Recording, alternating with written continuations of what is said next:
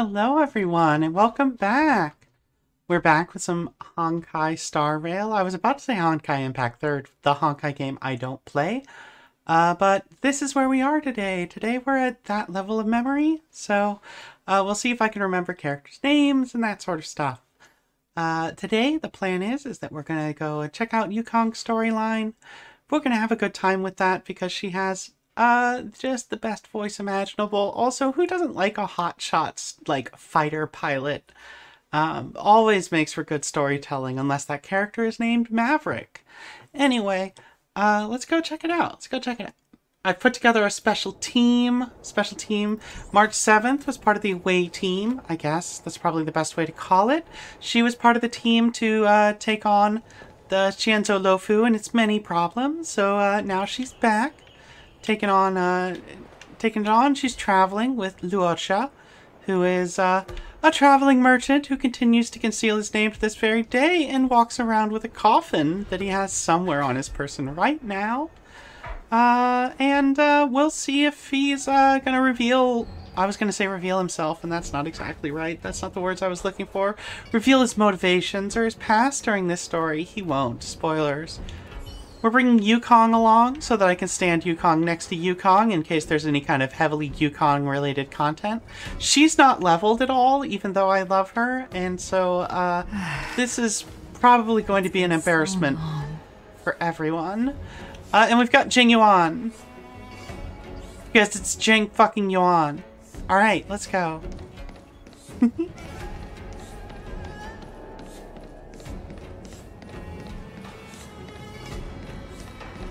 Oh, Welt. Well, hang out with a Psycrane. That's pretty cute, bud. Let me, 1 second. March, it's your enemy. Good job. Welt, how's it going? Looks like there's smoke rising in the distance. Miss Chiquet sent us a Psycrane. See if you can get an aerial visual. This is an emergency. We need to find where the star skiff crashed as soon as possible. Hey, we don't actually get to, we don't get to hear from Chiquet very often. She's a major character who showed up inside, like, the main storyline, but we don't, like, see her super often. So I look forward to gosh darn it, every time I say something, y'all in the chat are all about, like, I'd like to see more of her, and it's like, damn it, folks. But here we are. Connecting. Did that say roost signal? I think it did.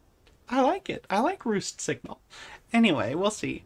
After interacting with the roost, you can start remotely controlling the Psycrane. Psycranes can fly, allowing them to reach areas that are inaccessible to characters. Characters is an interesting way of phrasing that, because I would say that this Psycrane is in fact a character. Characters will remain at their original position while a Psycrane is being remotely controlled. While in control of a Psycrane, you have the option to either ascend or descend as desired. Okay, well, you've said that it's as desired, so we'll see how high this baby can go. Alright. And finally, Psycranes can be used in different scenarios to accomplish various tasks. I assume taking photos and maybe picking things up and setting them back down. That's just my list of things that you could do if you had an Amazon drone. Alright. Yep, dip, dip, dip, dip, dip, dip, dip, dip, dip, dip, dip, dip. I'm flapping and I'm making bird sounds. Dip, dip, dip, dip, dip, dip, dip, dip, dip, dip, dip, dip. Oh wait, so where the fuck am I supposed to go? Use the Psycrane to search for the victim. There's a puzzle here? Excuse me? I gotta... 1 second. Right trigger to identify? Wow. Oh, this is you! Excuse me, I've gotta back out. I'm not going to identify it from there. That's badness. I gotta get to a better camera angle. I was a fucking photographer once. Hey guys, do we think the star skiff is supposed to be here? Is that how it's supposed to be parked? Alright. Locking on. Looks like the pilot isn't inside. If they escaped before it came down, they should still be nearby. Okay. So look around for a nearby person. Okay, nobody down there. I really want to break that. March, you're piloting this thing, I think. Break it. No? Nothing? Alright. What happens if I kiss this fish? Oh, fuck. If I aggro them... Alright, remote Psycrane enemy encounter. When encountering enemies, the Psycrane will automatically return. Oh, you poor scared little baby. I got 1 Stellar Jade for looking at a tutorial. Alright, love it, love it. Alright, so the pilot, I'm not going to say he or she, even though I think there's a really good chance, honestly, that it's our girl Yukong. Although she would never crash, so what am I thinking? It's going to be someone else, right? Obviously. Oh. What's this? What's this? Hello! Take it easy, Icarus, it says. What do you mean searching target? Look, she's right fucking there. Look. Alright, fine. I'll fly around. I'll ascend. Get a very startling camera angle. There we go. Hello, is this you? There. That must be who Miss Shikue asked us to save. We need to hurry. Those abominations have trapped her. Be careful. You could use my name in the voice text. I can't remember what game I was playing recently that actually had the, a way to enter phonetically your character's name. That might have been, Blue Archive, which I do not recommend. Kind of fucked that game. But, I had a good time. It's just, it's really into high school girls. Let's see. I really should have switched out the comedy party member, but here we go. Stay the course. Oh, gosh. But listen to that voice, folks. Listen to that voice. Alright. Let's... The tea ghost has arrived, everyone. It's very spooky and delicious. Very good. Alright. I should have used her ability, but oh well. Conflict is pitiless. Told you I could fight. I was so distracted by tea, I made suboptimal decisions.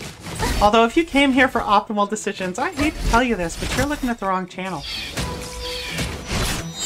Once again, I have a level 60 party member in here. You couldn't have done it without me. And I've got a C6, or E6. I don't remember what they're called. I have a Constellation 6. Yeah, it's E6, because it's Equilibrium. E6 March 7th. That's harder to say than I would ever have imagined. Because she's my baby girl and I fucking love her. Alright. Hey, shocking. Got him, got him, got him, got him. Trotter. Alright, everybody, freeze. Try hard sometimes. Watch this awesome move.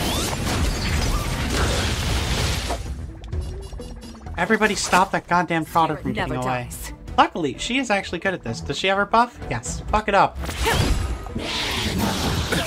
Nothing major. A Buddy. foregone conclusion. Here, this thunder. Show no mercy. As you all know, it's always Big Boy season, every season here at the Crooked Thimble. Oh! Jesus Christ, Chose Big the Boy. wrong enemy. Big Boy does so much damage. To the clouds. There's no time to lose. Oh, I was really hoping to get her ult out of that, but that's alright. Conflict is pitiless. I'll see you off. Oh no, it recovered from imprisonment. Whatever will we do? We will Here, this build up some stacks for the Lightning Lord. The Lightning Lord will fuck it up. We'll shoot it with one arrow. Chose the wrong We'll enemy. stab it once, and then... I guess I could imprison it again. But it's kind of funnier to instead do this, and then this. The wind. Hello, everyone. Bolt from the bow. A foregone conclusion. I like that she does the distracting tail flash, honestly. conflict is pitiless. Goodbye, Trotter. What did you give me? What did you give me? Squirming Battles are core? chess games. No two are alike. I like that this guy's just my friend now. It's not true. Get him.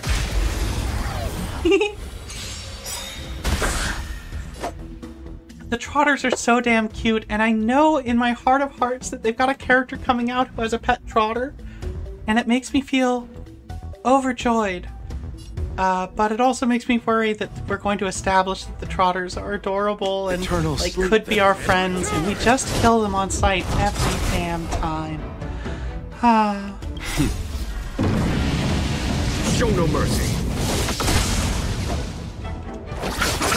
As easy as that.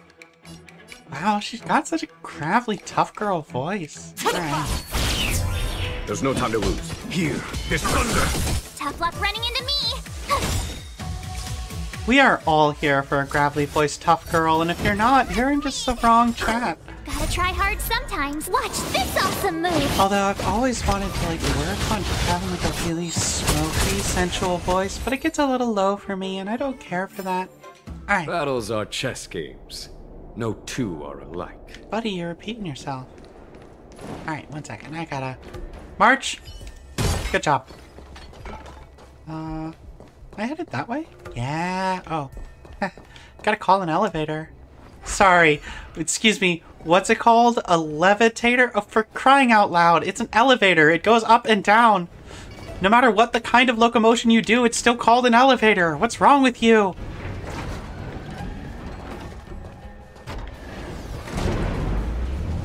They're called elevators on airplanes, for fuck's sake. Back, you demons! I'm not afraid of you. Stay away! She sounds pretty scared to me. You sound afraid of them.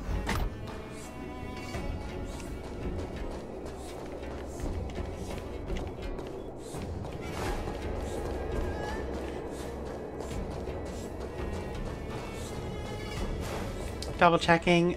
Just any corner that somebody could have hidden a trash can or a treasure chest in, I do have to double check. Hey, you're an abomination. Freeze. Let's settle this.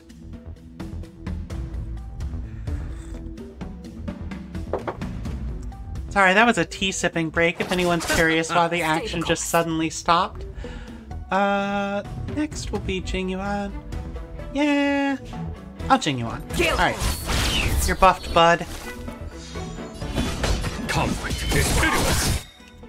I think you're still buffed. Let's check. Yeah, still got Roaring Boar Range. 44% attack. Hey, motherfuckers, let's dance. Everybody dance. Told you I could fight. I told you I could fight. Here! Oh, Jesus. It's so much damage that big boy does. And it's so little damage they do. Once Try that again. Guys, you just need to think about what you're Spirit never doing. dies. Alright, just shoot him this time. Follow my charge. Here, this thunder. My turn. Something I like about Yukong, and this is, like, I've been implying it, that's something that she does, is that every other turn, any turn she doesn't use an attack. Actually, I guess she just has a 1-turn cooldown. She has a buff that she applies on herself that makes her primary attack more powerful. I'm not going to use her ult here, because that's just silly. You can't run. Also, it's very fun to let Mark 7's counterattack kill people. It's just a great deal of fun. You couldn't have done it without me. I couldn't! You did that final blow on one of those two guys. And she had to kill that, and found phlogiston inside of it. Hey, get out of here! It's too dangerous! Go get someone from the Skyfaring Commission. Tell them Qing Ni is in trouble. I guess okay. Okay, see you later then! I can't just... Okay, see you later then! It's too late to call for backup. Don't worry, Miss Qingni. The Skyfaring Commission sent us to help. I want Welt in my party so much, so I can just make the canonical away team. You're annoying. Oh, y'all gonna get fucked up. Hey! Eternal sleep is not the end. The Dead return. Hey everybody, the dead are here. You're frozen. Easy as that. I'm gonna call upon Power of the Wind. The wind is rising. I'm gonna reference a terrible film. Bolt! From the boat! And now that everyone's buffed. Gotta try hard sometimes. Because, like, see, so if you remember earlier, I showed that she'd given a 44% bonus to the attack of the next two people in line. I guess we can put my mouse on screen, can't I? That's why she's got two little pips here next to it, and it shows that her buff is active right now. Afraid of what I And so the next two people whose actual turns come up will have a big bonus. That big bonus is the 44% attack plus 21% crit rate and 41% crit damage. It's real good. Everybody get her. Awesome move. And this is an ult that didn't even count as one of the turns. This counts as one of the turns. And he has his ult now. So, goodbye, dogs. Show no mercy. Told you I could fight. Okay, you two dogs being alive is very funny and all, but did you know that it's big boy season?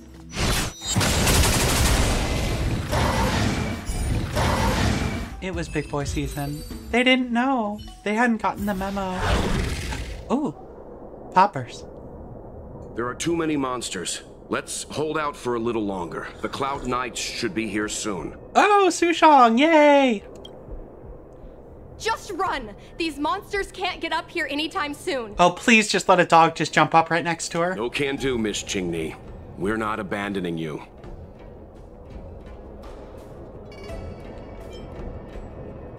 Hey, you think we can't take them?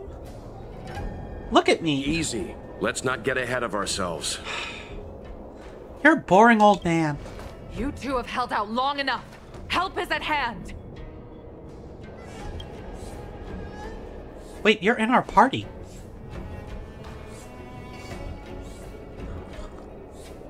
Why'd she look kind of ashamed? Cloud Knights, formation! Prepare to engage! I guess she is Skyfaring Commission, so they must know each other. They're both pilots. Hold on, Qingni. We're coming to get you! Wait, this is just my party again. Spirit never dies. Let's lock him up. Boop. A foregone conclusion. Here, this thunder. Let's get shields up. Get that taunt ready. Aw, that pupper slapped. That pupper brought in a ghost dog way of the samurai. I can take it. Try that again. Let's settle this. Always destroy the main pupper first. I don't know if that's actually wisdom. Gale Force! But the main pupper, when it calls in its clones, they have its hit points. So I try to make certain the main pupper dies first. Told you I could fight. Time. Still got your good buff. Still got Roaring Bowstring, that's good. Oh, and Band of Sizzling Thunder is active because I used the skill first. Interesting, Show no interesting. mercy.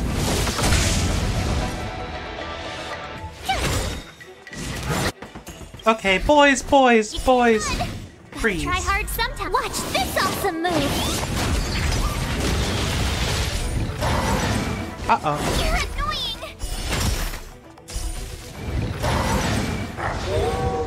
You chose the wrong end. Brought another dog.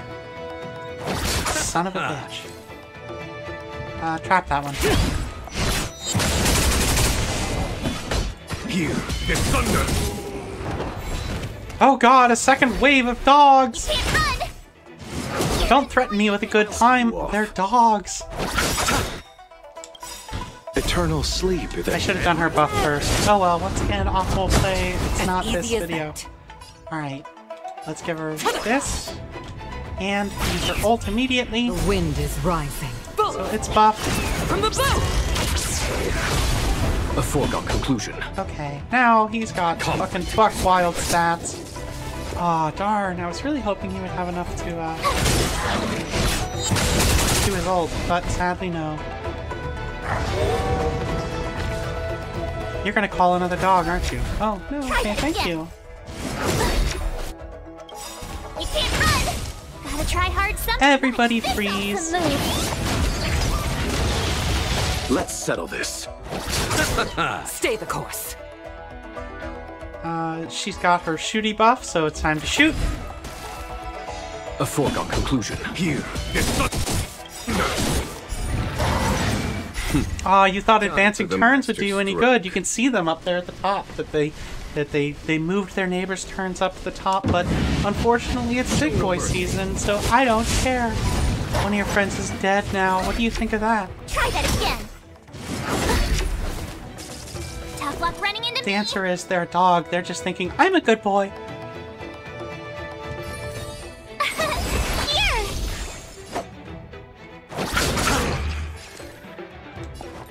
Gale Force!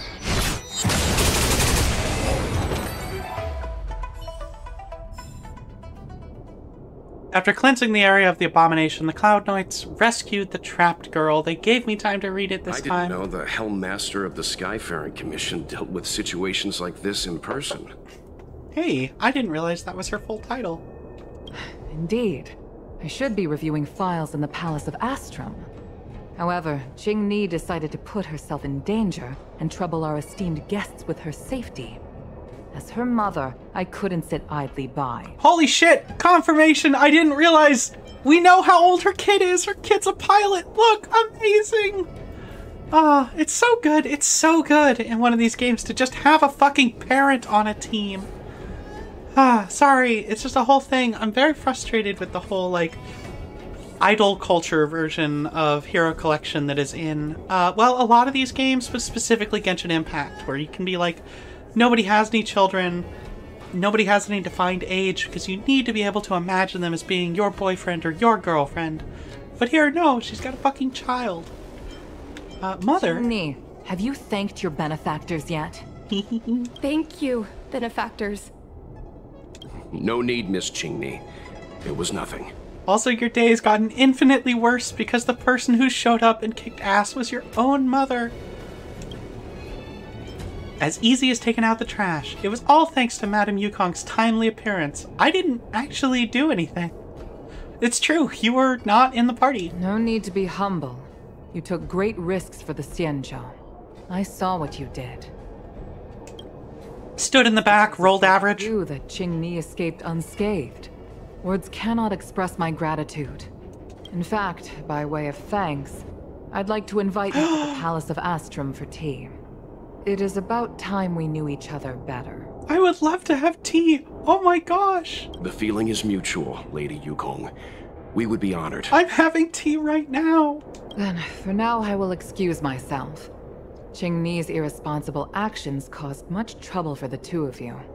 Allow me to apologize once again on her behalf. But look, she can apologize for herself. She's obviously an adult. You always do this, Mother. Scold me before figuring out what actually happened. Uh-oh. It was a dire situation. I was the only one who could... Oh my god, can you imagine playing Rishi Mahjong and these are the characters who show up in the other slots and you just... Hell, it could be a single-player game. I don't care. I just want these guys to be playing Rishi Mahjong and just being like... I've forgotten all of the things you shout in Rishi Mahjong when you do things. I was about to say Han and Cho, but that just means even and odd. It was a dire situation, yes. You promised me, Qing Ni. We shall discuss this when we return. Don't even look at her, you just speak forward. It's so rude. Please excuse us, benefactors. I look forward to our meeting. Dang, I had hoped that Yukong would be, yeah, Han and Cho are a different game called a Hancho. I'd really hoped Yukong would be like a good mom. I didn't know Yukong had that side to her. What do you mean? Which one did you not know about? I mean, she's a murder machine and she's a mother. She talks about her kids. I guess the scary mom. Unique way of putting things. Yeah, she's one of many murder moms that I'm collecting right now. But you're not wrong. Appearances seemingly tell us little about the lives of the Xianzhou's leaders, no matter how long those lives may have been. Are you saying she doesn't look like a mother? Buddy, I thought you were old and knew things. All right. Yukong's inner worries and concerns came to the surface in the presence of her daughter.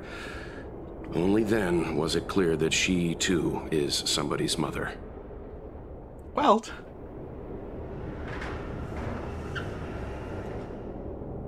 Yes. After all, I know what it's like to worry over a kid's homework and whether their lunch is healthy enough. oh, no, egad. We have a rad dad. But there's something I don't understand. Yes, Qingni piloted a star skiff without permission and put herself in danger, but she meant well. Nevertheless, Yukong's reaction suggests that there was something more. Anyway, let's head over to the Palace of Astrum. Best not to keep Yukong waiting. To the palace! Let's avoid sudden exclamations like that once we're in the palace. No. Remember, this is no field trip. We're having tea with the Helm Master of the Skyfaring Commission. We'll need to act with diplomatic decorum. I am acting with diplomatic decorum. I brought my bat. All right, let's head out before it gets late. Okay. God, why did we decide to bring along Cranky Pants? Cheesy crazy. Ooh, my nemesis. Boop. Ah, fuck. My nemesis. I meant to just teleport to the palace, but there was Settle this. various enemies to fight. Spirit never dies. None of these guys are breakable, so hey you. For the clouds! Follow my charge. Here. This Have a damage buff. My turn. Waste a damage buff, it's fine.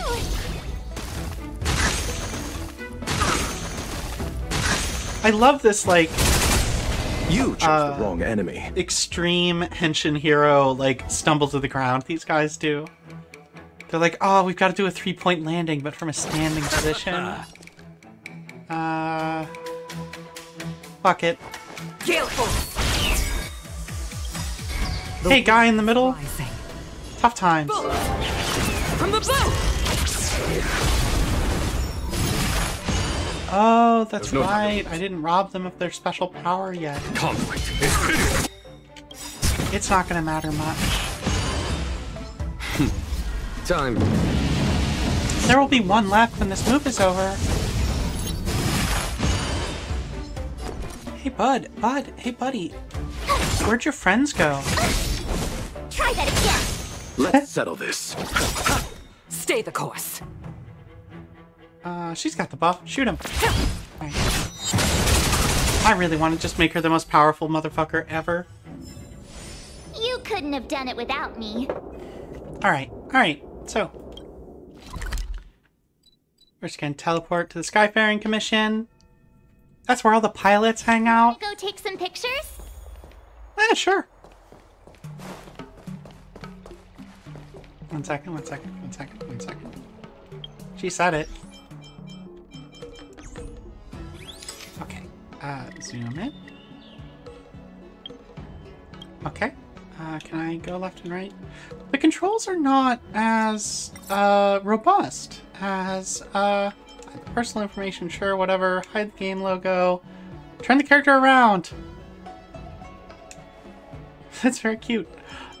Face the camera. Alright. Let's get you idle action 2. Oh! Try again in a more spacious location. Alright, fine. Surprised. I don't think these work. I don't know why she doesn't actually do them. I want to do confused or shy, but I guess this will have to do. Let's hide the hide the thing, and let's take a picture right here. Perfect.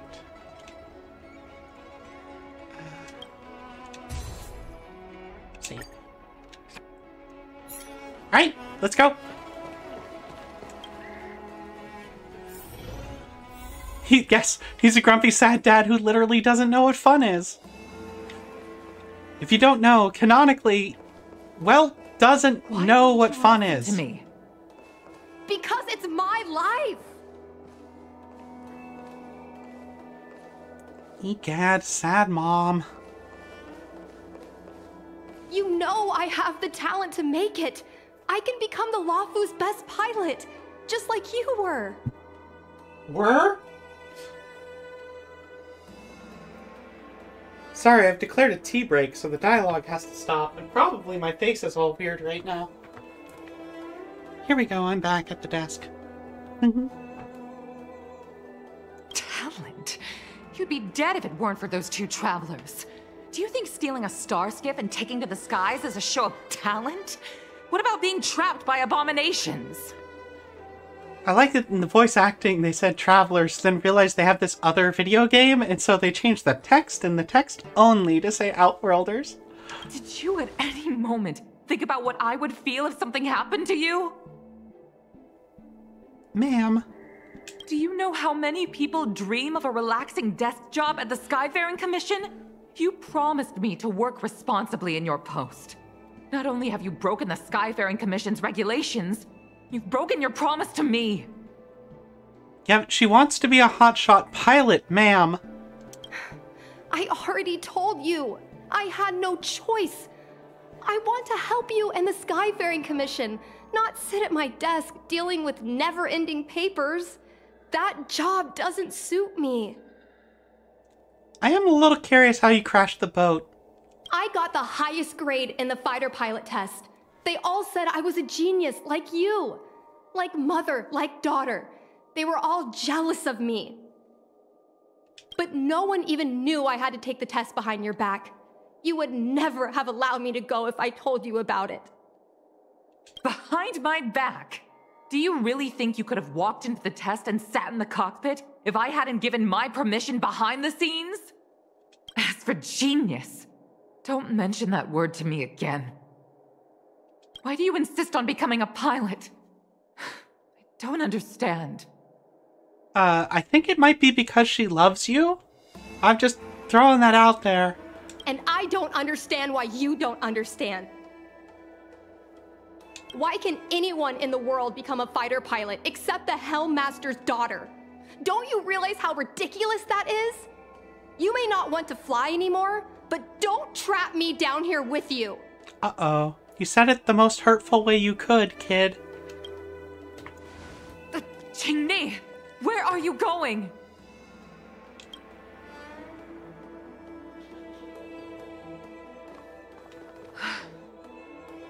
I'm sorry you had to witness this. You sound tired. Apologies, Madam Yukong. We should have given you some time. Mr. Yang, I told you we'd be early. I could have taken more pictures. You're right. An oversight on my part. On the contrary, I apologize for allowing my own personal matters to encroach on your time. We don't intend to pry into private business, Helmmaster Yukong. But if there's anything we can help with, please don't hesitate to ask. You know, I'm often told that, or I often hear that a person should dress for the job that they want. And let me tell you that if I knew that desk jobs, like being the Helpmaster, had that outfit, I would have dressed very differently all these years working in an office. Let me tell you. Family issues, I'm afraid. You probably heard a thing or two just now. Nope. Despite my earnest wish that she continue in her post, Qingni is fixated on becoming a fighter pilot. I may seem overbearing, but the situation she gets herself into sent a shiver up my tail. It's funny, isn't it? I've seen every disaster imaginable, from the abundance axis to a living planet. I thought I'd forgotten what fear was. I need you to explain both of those. Just, you know, for archive's sake. But when I fought alongside you, I realized there are still things that can terrify me. I'm sorry. Talking about such vexing matters is unbecoming in front of guests. I invited you here to gain a better understanding of the Express, not bore you with these trivialities. It's family. I don't think that's a triviality per se. Oh, I prepared refreshments for you. Please, you must try this excellent whale tide spring. I want to hear what the Mandarin is for that. Though things didn't get off to a great start, everyone enjoyed this meeting with Yukong. Please accept these gifts as thanks for saving my daughter. I'd heard that the Nameless had traversed the Starry Sea, but I wasn't prepared for how much I could learn from you. Well, I'd heard from members of the Skyfaring Commission that you were a top-tier pilot, Madam Yukong, and an ace among the Cloud Knights. Now that I've seen you in action, I know the rumors were true. I hope to witness your flying ability for myself one day. We'll head off now. The Commission must be busy. I look forward to our next meeting, Madam Yukong. Once again, that's actually like a less explicable, explicable line change. The duties of the Helm Master must be plentiful. The T-Ghost has asked whether I would want Choco Flarns or regular Flarms on the T-Snacks list that we now have to get in our grocery trip we're going to do after this broadcast. And I need Choco Flarns. I just need them. I just have to have Choco Flarns. But I also need to have regular Flarns, so there's that. On my flying ability, I'm afraid I'll have to disappoint you, Mr. Yang. The sky no longer suits me. I've seen your ult. You fly.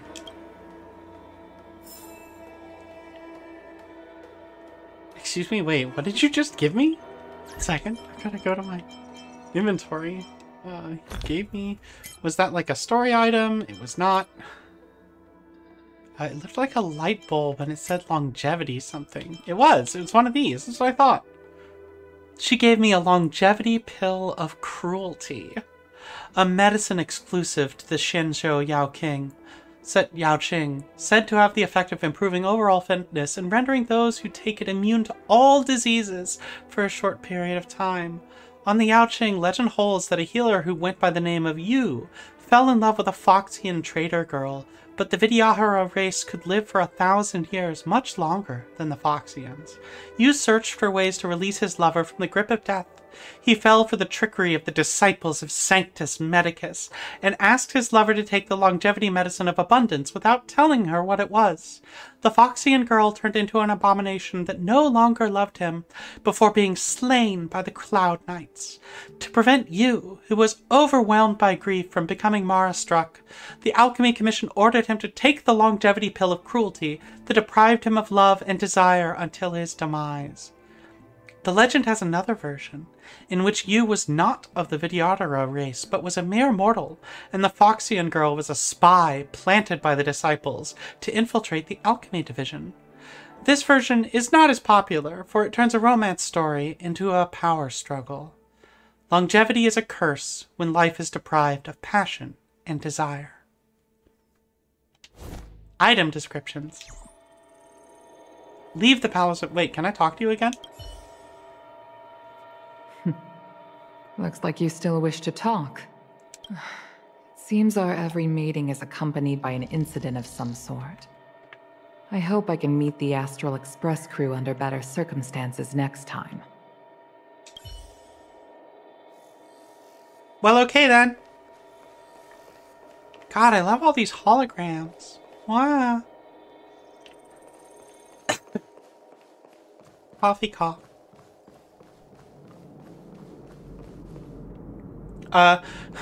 The T-Ghost says that I should explain Flarn, and I'm going to say that everyone who's in this, everyone who sees this video is capable of Googling what a Flarn is.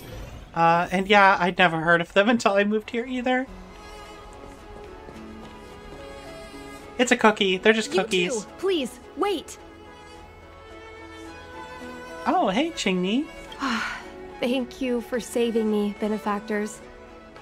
And I'm sorry you had to witness all that. Oh, fuck, I'm not saying that. Okay, I understand. It's the parent-child relationship. So you've experienced it yourself, benefactor? My mom's Kafka?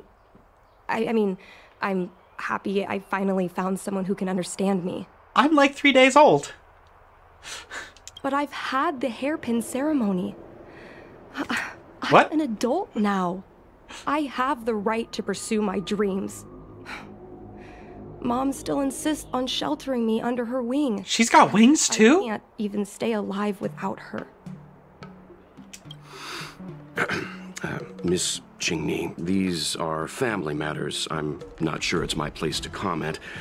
However, in my personal experience, You've got big dad energy. How are you going to end this sentence? becoming a parent often means we become obstinate. To erode a rock, one must be patient and persistent, like water. You know, for dad quotes, that was pretty good. What I mean to say is, instead of trying to prove yourself suddenly, perhaps you could demonstrate your ability to look after yourself methodically, over time. Don't you think, Miss Qingni? I don't know. I think I liked your metaphor version a little bit better. Also, they're like, well, she's a foxy and she'll live to be like 250 years old. I don't think I have the qualifications, I guess, to advise here. My mom is actually a reasonable person, but she gets unreasonable as soon as I mention flying.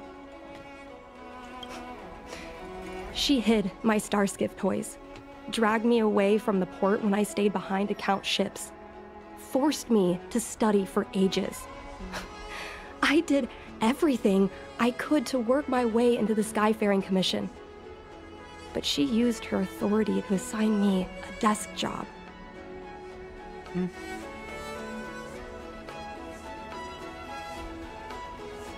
understand a bit about hiding toys and...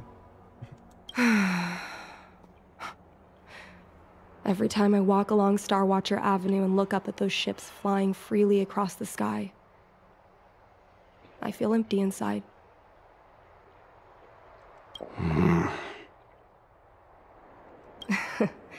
Speaking of empty inside, so how were Mom's refreshments? Good? Sudden topic change, ma'am. Good job. Help your sure. Help your sure.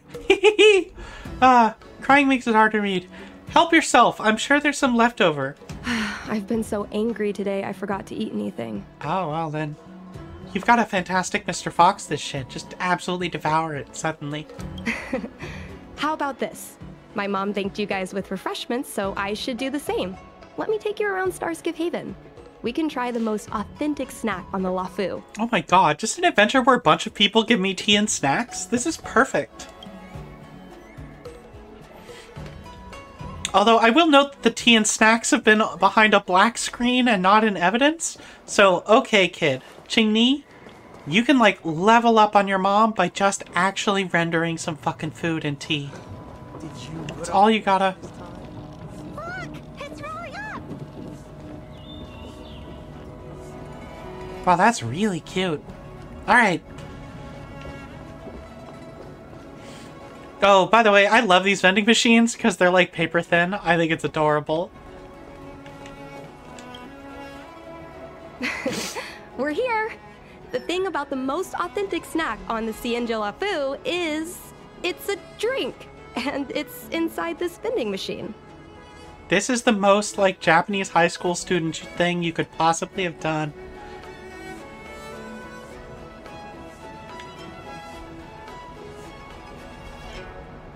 Wow, the full 5-star I'm treatment. sorry. I'm afraid I don't have the money for anything fancy. Here, mung bean soda. 1 can each. I have no idea how that tastes in real life, so I'm going to assume it's delicious. This thing has a bit of a unique flavor, but I love it. Let me try. A nostalgic experience. I was not expecting gulping Foley in this game. Oh, is there a drink like this where you're from? Yeah, Welt, why don't you tell her where you're from? No, this reminds me of when I first boarded the Express and forced myself to drink Himiko's coffee, and how my taste buds never fully recovered. Well, you son of a bitch. How is it? Bearable?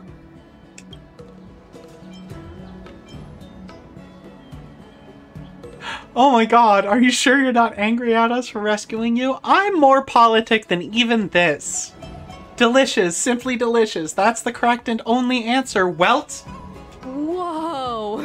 I've never met a traveler who could down a mung bean soda like that.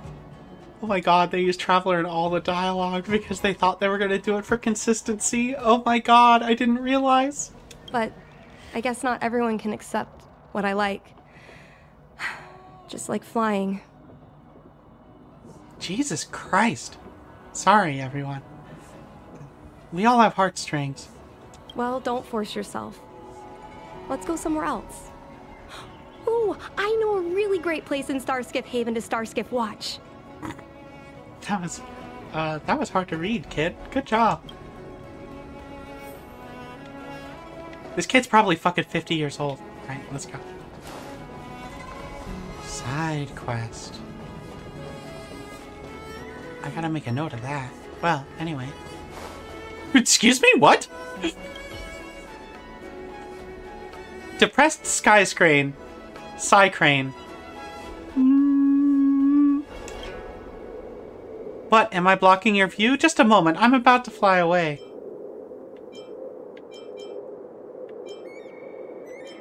Where are you flying to?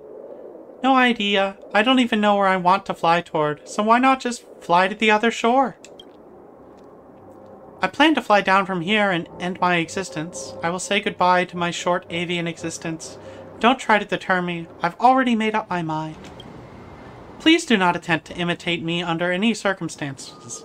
Just don't do it. I do not want to bear the responsibility for a stranger's life. What, are you still trying to talk me out of it? Didn't you say you refused to let me change your mind? I asked for you not to dissuade me. You did just that.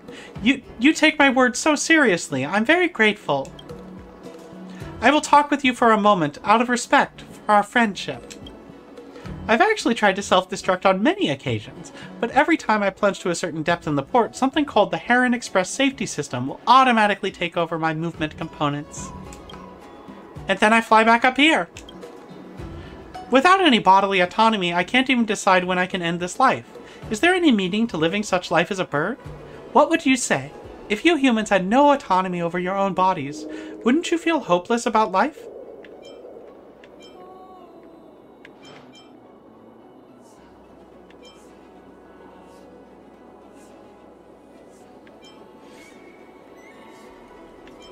Spite. You have to learn about spite. Resistance. This shows that you are incredible. In the future, you will become... No, you are probably a great person right now. I understand myself. I'm but a little, tiny, minuscule bird, bogged down with sorrow. One who wishes flight, yet is altitudinally challenged. A bird such as myself shouldn't confront life head-on. I should come to terms with life. After speaking with you, I feel as if I have been enlightened. Never mind. I no longer wish to end my existence. This life is good. What do you plan to do now? I will go back to my courier job. Perhaps my former life was not so terrible. Allow me to give you a recommendation. Go and find Zi Xiao, who works at Heron Express. You can mention my name. Darn it, I don't even have a name. Tell her you're the one who convinced me to return to my position. Perhaps you will receive some kind of reward.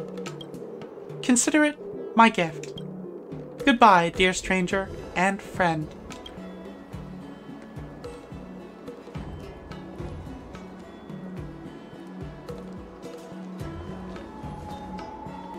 Well, that was honestly quite upsetting. Let's go.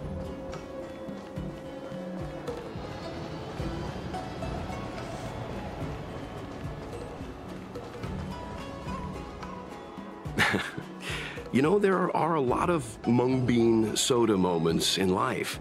If you don't try, you won't know. Unique experiences are often a product of risky choices. Tell that to my mom. Her #1 life lesson is, you can't turn back once you enter the sky. Pilots are always dancing with death. I know she's right. I know being a fighter pilot is an exhausting and dangerous job. but I still want to fly among the stars. To fight for the Xianzhou Alliance across the vast galaxy. Why are you so dedicated to that idea, Miss Jingni? Have you heard of the Foxian birth fate tradition? Soon after a child is born, we surround them with items that represent future destinies. Oh. If the child reaches for a jade abacus, then they'll grow up to be a diviner. If they reach for a sword, then they'll grow up to be a famous warrior. And if they reach for a toy star skiff, They'll be the next Dalai Lama, I guess, because that's really where I know this tradition from. You'll become a Starskiff's pilot. So you reached for the Starskiff? no, not me. My genius mom did. Mom reached for the star skiff and showed a natural talent for flying. General Jing Yuan recruited her to the Cloud Knights as soon as she was old enough. That's how she became a fighter pilot. Later, she achieved miracles. One time, she destroyed 3 beast ships in a hail of Barisan anti-aircraft fire, like an arrow tearing through a thunderstorm. She also holds the Skyfaring Commission records for speed and enemy vessels destroyed. I'm proud to be Madame Yukong's daughter. I've wanted to become a legend like her for as long as I can remember. I can imagine. A parent is often a child's first hero, and their image can influence their whole life. She never told me any of those stories herself. And she hasn't piloted a star skiff since the 3rd Denizens of Abundance War. She doesn't even bring up her military achievements. Yeah, lady, I think your mom has PTSD. I think that's what's going on here, and I think you maybe should cope with that a little bit before... I mean, I still think you can probably be a pilot. I used to watch her fly when I was young. Then one time, I stole a star skiff, and I tried all kinds of difficult maneuvers. Turns out I was as talented as she was. Not only did I survive the flight, my landing was perfect. I remember feeling so happy when they took me to see my mom. There I was boasting about the flight, expecting her to laugh, pat my head, say, "That's my girl," or something. But boy, I've never seen her so scary. I admit, I deserve to be punished. You can't let a kid get away with stealing a star skiff. But my mom was angry about more than that. She was angry because I viewed her as a role model. Because I had the same talent as her. I don't understand it. Parents never want their children to be in danger. I think I can understand, Madame Yukong. But flying is the only thing I want to do. I've already touched the sky. Jingni receives a message and frowns as she reads it. It's Mom's secretary, Miss Siquei. She just sent me a message. Mom lost one of her trinkets in Stargazer Navalia when she came to save me. Miss Siquei suggested I find the trinket and return it to Mom. Said it might help me get back in her good books. Isn't it still covered in monsters? Is Siquei trying to fuck you up? In Stargazer Navalia? Let's go with you and have a look. Is it really okay to bother you two again? Look, you do not know how we spend our time. It's our way of saying thanks for the mung bean soda. And sometimes you say things just to fuck with Welt. Sorry. Please don't mention the mung bean soda again. Fine.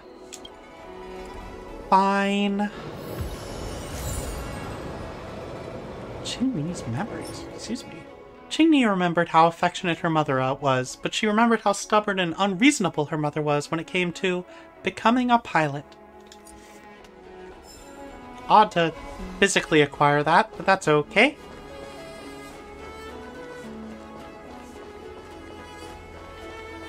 I guess we'll, gonna be the best route? Probably.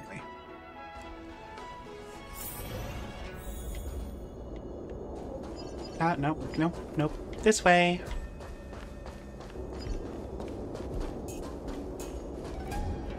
Keep hearing like a little targeting bing or something. Hey, no, I want to go that way. Oh god, I'm out of talent. Okay. Or technique, rather. March 7th, you know what to do. It stopped me. The fight with the abominations was pretty chaotic. I think Mom's trinket would have dropped around here. Yeah, if we had D-Ting, this would really help. Do you know what it looks like, Miss Qingni? Let me think. It should be a little square thing. She's usually got something like that on her. Little square thing? This is your area of expertise. Who do you think I am, D-Ting? Your powers of perception are impressive, that's all. I think you're the right person for the job. I'm totally getting on all fours and sniffing the ground. That is exactly the actions that get taken. Hey, a side crane. But no, I was trying to break my nemesis. There we go. Good. Control the side crane. Oh, I see. Right, obviously. Okay. It's like, okay, okay. Is it that vase? Come on, are you kidding? It's a trinket, remember? You think my mom would carry this with her? It's a beautiful vase, though. What an intricate pattern. Hey! Isn't that the divine... Hey! I was doing a fine job. Actually, want to see if these swords count. Aha! And I know what a sword is! These spears, these halberds, these whatever the fuck they are. Alright. Did she carry a big sword? Devastator glaive? Is this from the battle? There were a lot of Cloud Knights. No. This is only a replica. Probably some kind of film prop. Film prop, immersion prop. I love it. This clearly was written a little earlier than everything else. Alright. Well, this is too big for a trinket. You losers totally lack imagination.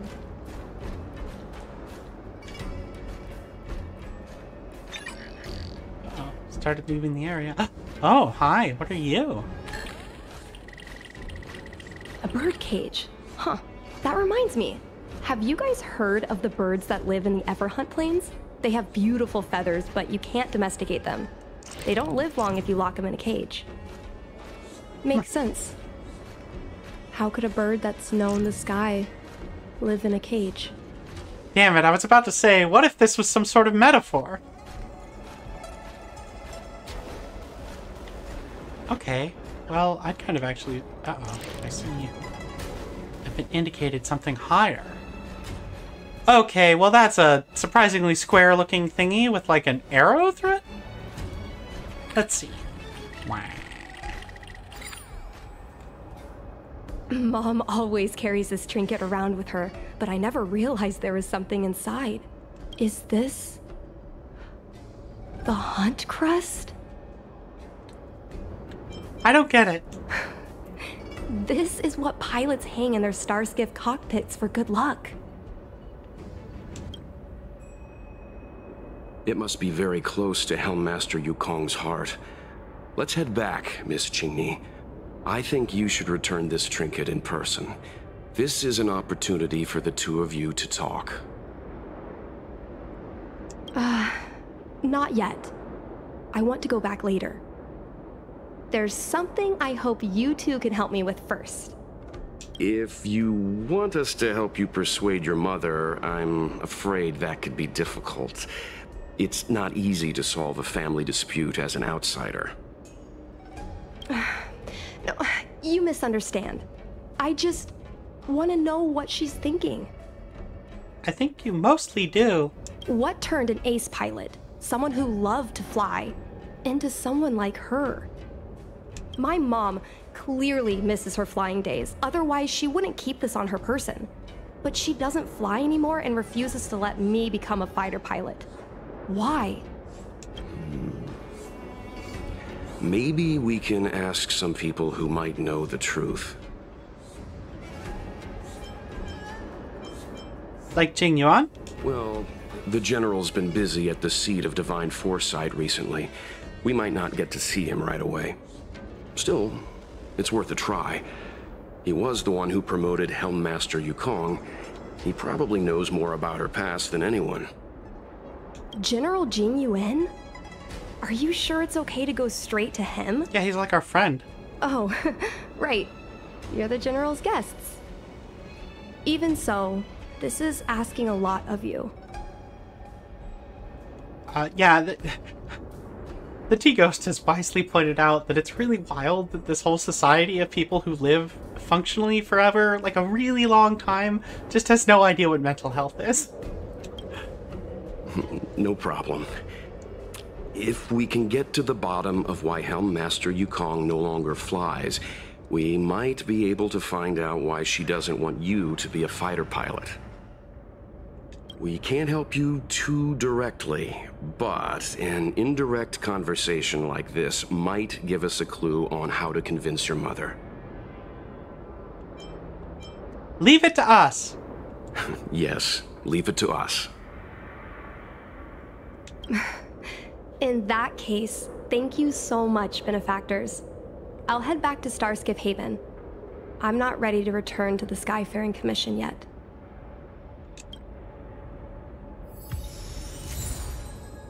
Divine Arrow Embers.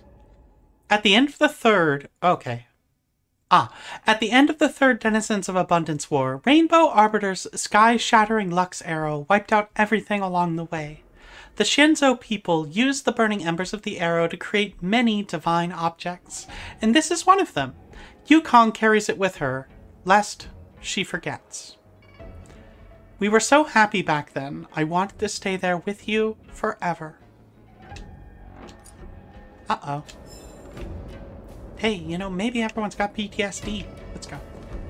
Actually, I bet all of those guys I could rack up in one big fight. Okay, we're not. Nobody's here to watch me fuck up fights. Alright.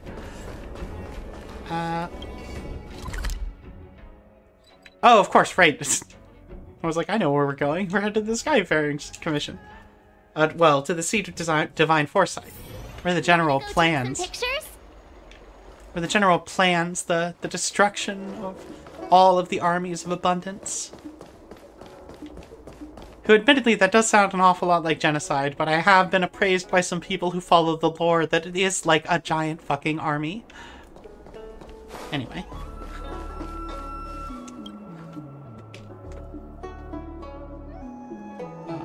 May I ask, have you come here to the seat of Divine Foresight on any official business? I can help pass it on. No, I'm just coming in to hang out with a friend. You know, Jing Yuan. Maybe you've heard of him? Could you please wait here a moment? I'll have to go report in for you. Yeah, put us on the boat, motherfucker. We're here to play chess. Will this be the third person to offer us tea? Let's go. Technically, I guess it was soda last time. Ooh, nice stop animation. Cool. All right. Hey, bud.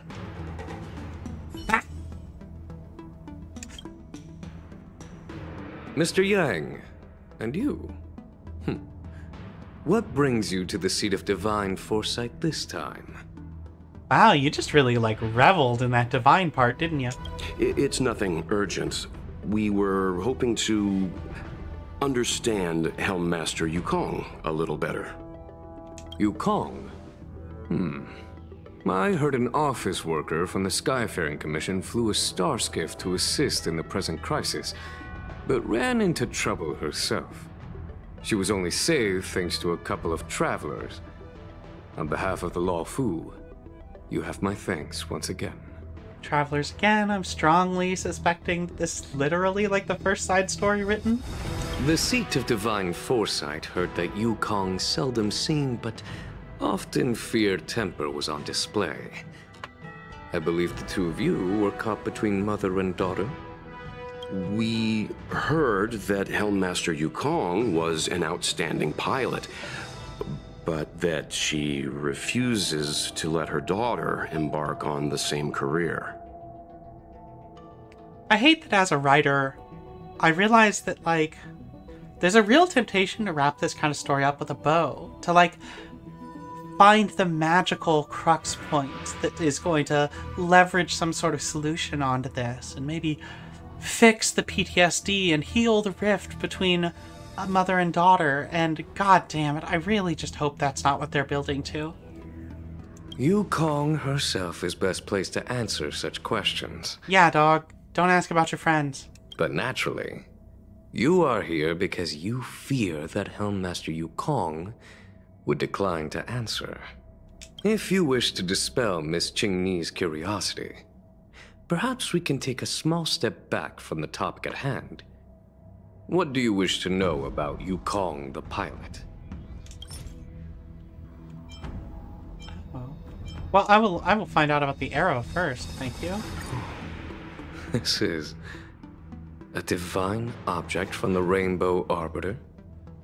Where did you find this? Inside of a trinket belonging to Yukong. This object has been stored inside Helmmaster Yukong's personal trinket all along. Miss Qingni lent it to us. She thought it might be a way to find out more about Yukong's past and why she no longer flies. This object is no ordinary trinket. It has borne witness to blood and tears. I'm sure you're both familiar with the Xianzhou's long galactic hunt. But have you heard of the denizens of Abundance Wars? As the Xianzhou has continued to cleanse the universe of immortal abominations, so too has the Abundance Axis succeeded in breaching our defensive lines. They pushed the Xianzhou to the brink of disaster. 30 years ago, the Xianzhou Yaoqing and Fenghu were besieged by our enemies. Even in the long history of warfare between the Xianzhou Alliance and the denizens of Abundance, that air battle was one of the most tragic. If anybody's finding that first sentence a little unparsable, Yaoqing and Fenghu are two of the other ships in the Alliance fleet, just as we are currently on the Luofu. We were greatly outnumbered by the abominations of Abundance. Almost 1 million fighter pilots fought in the bitter battle. Those who survived numbered no more than 100,000. Had the Rainbow Arbiter not descended and destroyed the enemy's assault with their sky-shattering Lux Arrow, who's to say whether the Luofu would still be here today? Such divine objects were forged from the embers that the Arbiter's divine arrow left behind. For the survivors, these relics contain the blood of their comrades, the ashes of their enemies, and the dust of their memories. Yukong is a survivor of that war. Her best friend, Cai, perished on the battlefield. I don't have any other questions. Thank you, General. Well, I did have the other question, but maybe they would have both resulted in the same info? I do not wish to speculate on the reason behind Helmmaster Yukong's reluctance to fly, nor do I want to open up old wounds. However, it is difficult to discard one's past. Yukong and Cai trusted each other with their lives. The Helmmaster will have strong memories of that time. Perhaps it is not my place to say, but I believe Qingni has the right to know about the past, as the past is starting to affect her future. Thank you, General. Thank you, General. We apologize for taking up your time with such triviality. Look, motherfucker, you have to stop using triviality like that. You son of a bitch. Mr. Yang, you jest. How can harmony between parent and child constitute a triviality? Fuck yeah! if you ask me. The mountains of documents and the seat of divine foresight are the only triviality around here. Can I give you a high five, Jingyuan? We'll take our leave. Let's go. We should head to Starskiff Haven and find Jingyi.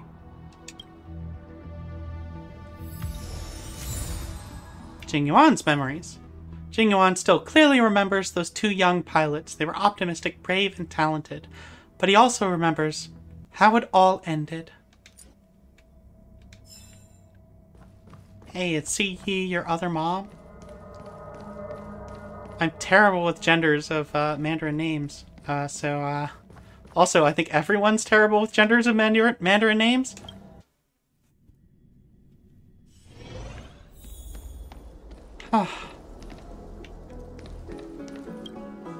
Got heavy feelings about things. Heavy feelings. Oh! Hey, Qingni. Trixie, did you learn anything from General Jingyuan? Oh, dang it. It's not Shikui, but that's... I can't remember how to pronounce the name. Oh well. Shikui said, Mom's busy, so I'm headed back to the Skyfaring Commission. Do you know what Sai?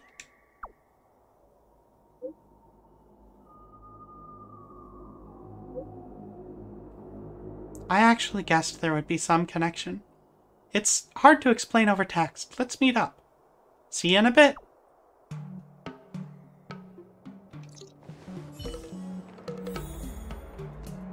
It is a little frustrating to me that How time flies.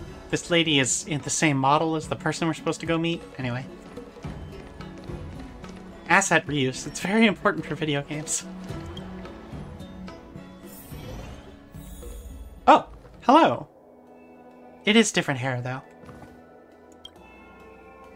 Oh, you're here. My mom isn't in a great mood. She went for a walk. Yo, I'm about to do that too. She skipped work? My mom isn't the irresponsible type. She only skips work if she's managed to delegate everything. You two are very similar. Well, we do both like to take a walk after a fight. The only difference is that I come to this side of Starskiff Haven and she heads to the other. That way, we don't bump into each other. That's actually kind of cute. Really? I think it's silly. Anyway, did you find anything out from General Jingyuan? What I find really wild about that, like, that's obviously ridiculous. They've split the city in half, basically, as to where it is that they can go to, like, pout and fume and vent and be frustrated about each other. Yet at the same time, like, it shows, like, incredible consideration for, like, their personal space and respect for their desire to get away. It also means that it is that they mostly fight with each other. Anyway. You relayed the information provided by Jingyuan to Qingni. Did Helmmaster Yukong never bring this up with you? I was always curious about her past, but she either dodged my questions or pretended not to hear them. In the end, I realized she probably experienced something that left a scar that never fully healed. I never asked her again. Hey. A reference to mental health, although, like, PTSD treatment is complicated. So,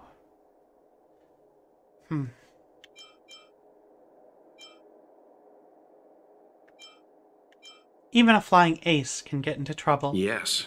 Yukong doesn't want you to feel the pressure of her name. Besides, reputation and talent count for something, but you need luck on the battlefield. So she doesn't want me to fly because she remembers the pain of losing her friend. And she thinks that my talent makes it more likely that she'll lose me in the same way? I can't guarantee that's what she's thinking, Miss Qingni. You should talk with her yourself. Yeah. Remembers is a pretty weak word for it. You're right, Mr. Yang. But I still have something else to check first. This past that General Jingyuan mentioned is probably archived in the Palace of Astrum.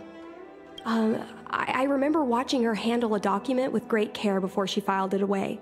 It looked like a diary. Do you still remember where it was filed, Miss Qingni? Vaguely. But there are so many files stored in the Skyfaring Commission.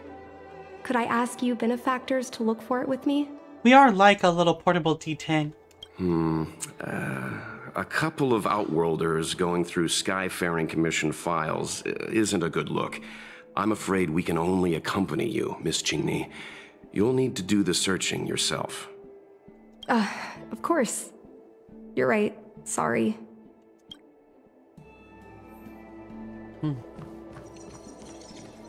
Oh, we're just gonna look around over here?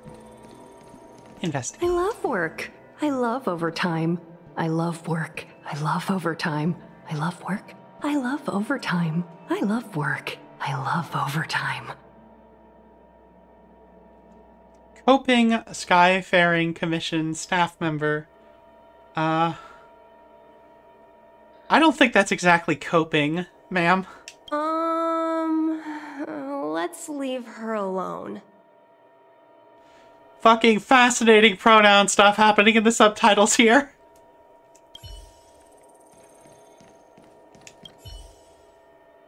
The calculation device is running a voyage simulation. It shows that it needs 2 more hours to simulate the voyage from the Lofu to the floating cities of Cordelia.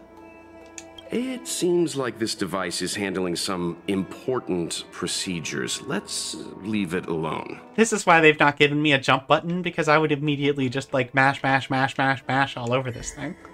Alright. Genuine. Ooh, collect.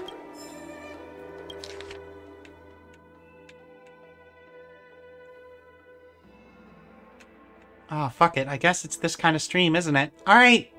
Here we go, folks. The Lofu Skyfaring Commission Guilds list. There are currently 7 trade guilds affiliated with the Lofu Skyfaring Commission: the Whistling Flames, the Celestial, the Securocrat, the Goldstream, the Plainfeather, the Firefly, and the Aqua Glider. For the convenience of connection between the Skyfaring Commission and various other business interests, the amicaciter and scope of trade for each guild are as follows. The Whistling Flames Guild. Amicaciter, Ting Yun. I guess for now. Import and export of various products for refinement. The Whistling Flames Guild is the fastest and safest biotransport vessels in the galaxy. In addition to industrial processing material, our guild also handles farming products, breeding, and transformations. We sincerely welcome planets rich in biomaterials to contact us. Celestial Guild, Yan Ming. Import and export of various cultural products, artworks, publications, and other cultural products. The Celestial Guild handles trades of all of art and literary products. Please contact us to discuss further if you want to hold an exhibition or event involving a foreign culture aboard the Shenzhou, or if you wish to showcase Shenzhou culture off-world. The Securocrat Guild, Chen King representing. Import and export of various weapons and military products. Wonderful! The Securocrat Guild trades in military goods. The Alliance's mission is solely, in bold, to maintain order and eliminate the abominations of abundance. A kind of order, I guess. Any export of military technology must first be approved by the Skyfaring Commission. The Goldstream Guild. Amicaciter Chang Wen. Import and export of various pharmaceutical products. Interesting. The Goldstream Guild handles the import and export of medical and health-related products based on the Skyfaring Commission trade management regulations. Any pharmaceutical products not included in the trading allow list must undergo inspections. Offenders are strictly prohibited from trading with the Lofu. Plainfeather Guild. Amicaciter Ci Yao. I'm taking a guess at that. I don't know how to handle C's. Import and export of various Starskiff-related products. In addition to their Starskiff exports, the Plainfeather Guild also provides after-sales modding services for Starskiff so that they can match various different lifestyle and cultural themes. I wish this meant that there would be a Starskiff, like, parked at Herta's space station. Or inside, I guess, because the space station's quite big. The Firefly Guild. Yun Ling representing an import and export of various goods within the Shenzhou Alliance network. The Firefly Guild gathers specialties from all over the galaxy onto the Lofu. The Shuming's porcelain, the Fanghu's marine products, the Yukui's jade abakai, and various other specialties from other Shenzhou vessels. And finally, the Aquaglider Guild. I have a guess. I'm curious if the guess is right. Jiangchu. Import and export of various secondary industrial products, such as agricultural byproducts, raw chemical, and textile materials. I was wrong. The Aquaglider Guild undertakes trades for almost all industries and owns a huge fleet of spaceships. They are the largest of the 7 guilds aboard the Shenzhou Luofu. Weird that it's so general. Oh well. I had guessed that Aquaglider was like owned and operated by the Vidyadhara, but I guess not. Alright. Oh, I should investigate the thing. It's my job. The desktop background in this calculation device is a line of floating calligraphy. Yan Ming's workstation, unauthorized personnel prohibited. Mr. Yang Ming is a stickler for rules. I don't want to annoy him. Let's go to a different device. I can't remember which one he was. I don't think he was the security company. Anyway. Let's investigate this one. We can use this one. Okay. Let me see. Helmmaster's personal archive. Oh, got it! Let's go take a look. Cut scene. Cut. That's not a cut scene. Surprise, your mother's here! Alright, let's go. Let's stand in this corner. Oh, we're just reading the index. Okay. It should be here. Let's see.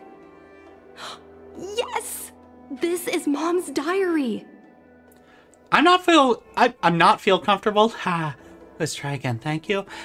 I don't exactly feel comfortable with it being her diary. Dead friend? Absolutely. Read that any day. But this is your mom's diary? Miss Qingmi, I don't think the 2 of us should be reading your mother's diary. I don't think the 3 of us should be reading your mother's diary. It should be fine. This is from decades ago. For you travelers, that's more than half a lifespan. Travelers again. Ding. No, I still think I shouldn't read it. You stay here with Miss Qingmi. I'll be waiting over there. Fine.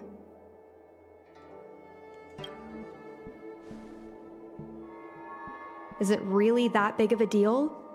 I'm sure they're just her notes on life as a pilot. I shouldn't look either. Come on, please look at it with me. I need someone to give me some advice. Let's read it together. Maybe her diary holds the key to all of this. Okay. Oh, fuck. Alright.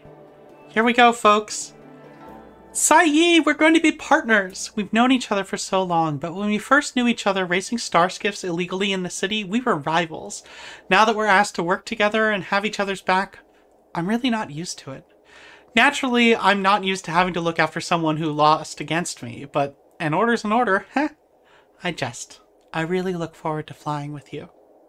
I don't know when we would receive a combat mission. I don't know what you think about our situation, but I think we both have considerable skills. And having to sit still and not fight enemies on the front lines, it's stifling. Those denizens of abundance often raid the border, and occasionally there are reports of them harming innocent planets. Every time I hear these news, I feel an overwhelming sense of anger. But now, things are different. After a while, we'll be able to show them just what we're made of in our fighter jets.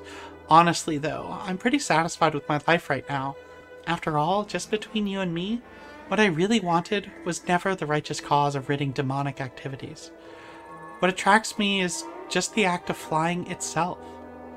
Look, flying out in the universe outside of the Delves is entirely different from racing star skiffs that we're so used to. There's nothing to anchor us in space. There's not even a distinction between up and down. Our fighter jets would be hung in space like their lonesome selves, like sailing ships in the middle of the ocean. By then, there is no one else you can rely on but your own skills and your jet. Someone may call this feeling lonely, but I prefer to call it freedom. To me, the ability to fly is good enough. And if I have shared this sweet freedom with you, that's even better. Sayi, I don't know how to console you. You're always like this. No matter what terrible things happen to you, you would act strong. As if you don't need anyone to care for you. You have terrible timing for jokes. But we've been together for over 100 years, and I think we understand each other very well. You once said that if something is unpleasant for me, it would also be uncomfortable for you. I actually feel that same way too. Right now, my heart feels like it's being gouged out with a blunt, rusted knife. I can't imagine the amount of hurt and pain you're going through. It's funny, I've never shown Guanyang my good side. Every time you leave me alone to go on a mission with him, I feel uncomfortable, especially when I see you two flirting and getting along as if you're inseparable. I can't help but want to glare at him with disdain. But Guanyang is a good person. No matter how rude I was to him, he was always kind to me. Thinking back on it now, I realize I'm just really bad at appreciating people. He's really amazing. He managed to hold off several dozen enemy ships with only 2 people. This isn't something that can be done with just courage and resolve. It also requires exceptional skills and extraordinary talent. I can imagine what it is like. I can imagine what it was like in his final moments. How his annoyingly handsome face must have shown such determination and focus. I guess that's why you fell in love with him in the first place. I can imagine how proud he must have felt in the moment. He must have had no fear or hopelessness, only pride. So you shouldn't be sad. You should be proud of him. We all should. Sae, I've been having a lot of negative emotions recently that I cannot express to the other fighters on the front line. Since you're recuperating in the rear, I'll just dump them on you. Although it seems I'm a bit slow to say such words now, it is only recently that I realized that I am actually in the midst of such a cruel war. Space combat is different from ground combat. Although both involve life and death in an instant, it is rare to see severed limbs and broken bodies in space. Which led me to just misjudge the brutality of this war. It wasn't until recently, as the situation on the front lines worsened, that the bloody reality gently but indisputably presented itself before me. Someone might sit beside you for a meal today and be missing in action tomorrow. A new soldier earning praise and honor today might disappear the next. The captain I fought with today might not be found tomorrow. The ground troops that exchanged encouragement with me today might be eliminated the next. To this point, I'm wary of building personal connections with anyone here. Perhaps that person would perish, or I might perish, or we might both perish on the day to come.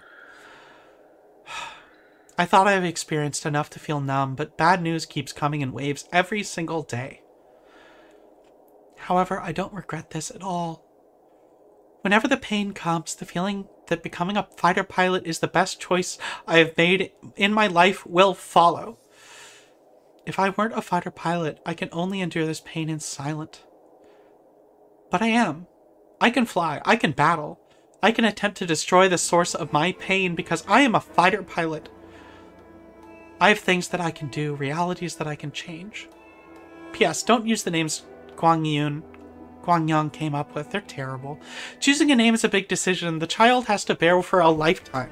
Use my suggestion instead. It's something I picked up after diligently going through several collections worth of poetry.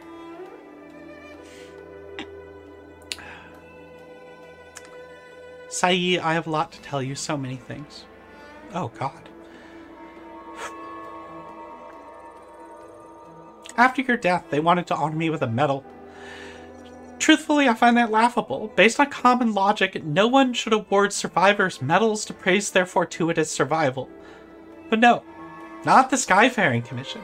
They gave me a medal, called me a hero pilot, and the only reason for it is because of my luck to remain alive in that calamitous battle. If you had been as lucky as me, we could have gotten the medals together. After the medal ceremony, we could have gone to the Orem Alley, have a few drinks, and laugh at the absurdity of it all. It's a shame. Luck is not on your side. We don't have that chance anymore. I suddenly feel nostalgic. I remember all the time we had steering our star skiffs across the Laofu sky. We were so carefree. There were no threats to our lives, and we didn't have to bear the calling of the hunt. The entirety of the sky was within the sky within the delve was ours, yours and mine. Above us was the delve's flashing dome ceiling, and below us were the bustling lights of 10,000 homes.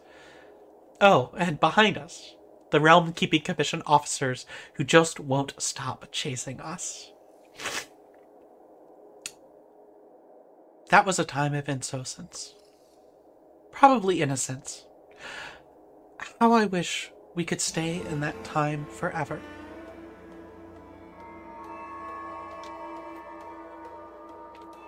What is the meaning of this? The Helm Master's daughter bringing Outworlders in to sneak around? Yo, dog, I think she just found out her mom is not her mom and is in fact this other mom. She probably looks like her. What do you have in your hands? Let me see. Madam Yukong's diary? A nerve.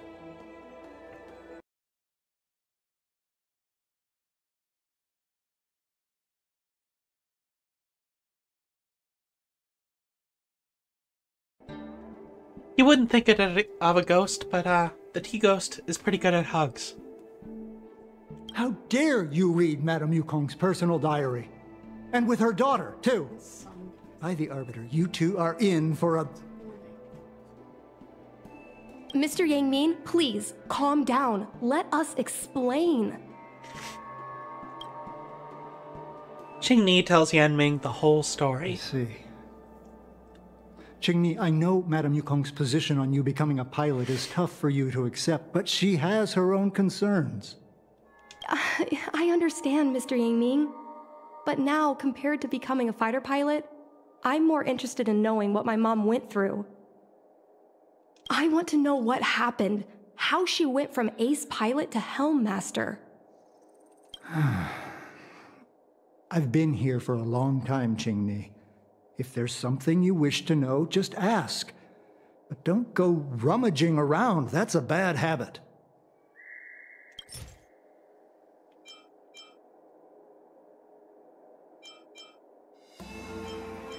I'm cutting straight to the exchange diary.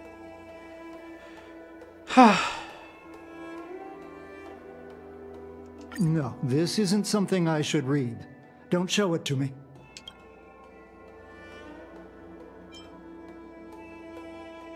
Yes. Just ask some other questions. Ones I can answer. What's this? Yeah. Tell me about the other pilot. I remember her. She was an ace gunner. Many people wanted to be her flight partner. Her husband, Mr. Guang Yuan, was a pilot. They manned the same skiff and were the envy of many. Oh. But when it came to pilots, your mother was the best match for her. They flew together all the time. Even Mr. Guangyuan couldn't match their numbers. Well, after he passed away in battle, Cai rarely teamed up with anyone except your mother. It was tragic when Cai died soon after. That's the life of a pilot. No one knows which flight will be their last. Cai's death was a big blow to Madame Yukong. After the battle, she refused to turn in Cai's possessions as per regulations. She kept them locked away, occasionally taking them out to admire.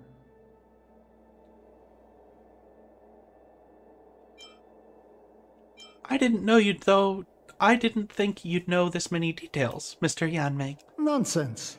As a Xianzhou native, I've lived long enough to remember more than the Foxian pilots could ever hope to. In the end, all the ace pilots perished. The only thing I can do is to remember them and ensure they are not forgotten too soon. Hey, could you tell me about Cai's child, just real quick? Where are Miss Cai's possessions stored? Thanks for telling us all this, Mr. Yang Ming. You're welcome. I know this is important to you. I suppose you're going to go through Madame Yukong's office desk next. Damn. He figured it out. I can understand your position, Qingni. I'll take my leave and pretend I didn't see anything. After all, it's an unwritten rule that subordinates should be absent when their superior's privacy is exposed. Please don't tell your mother that you saw me today. Got it.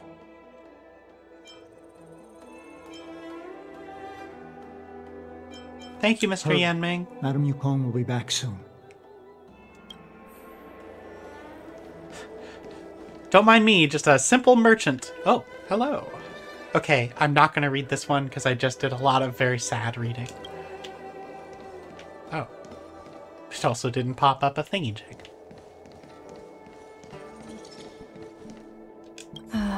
My mom keeps lots of stuff in her desk. Let's have a look.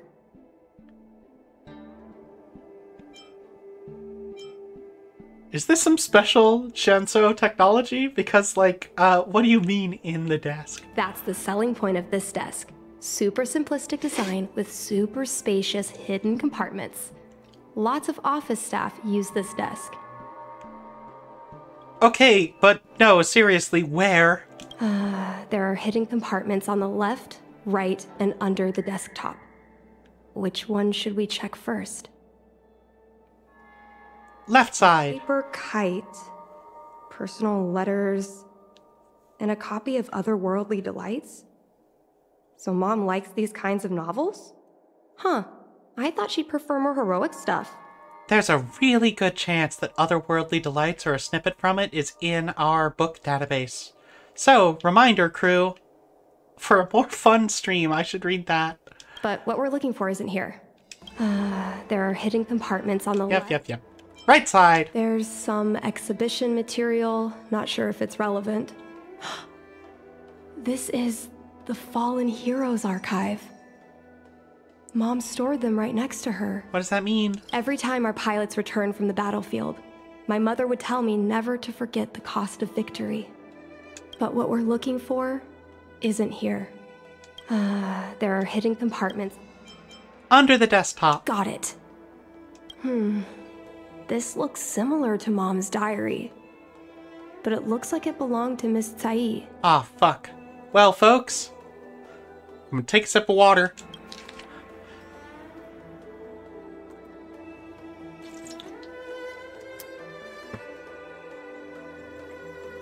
Sniffle, sniffle.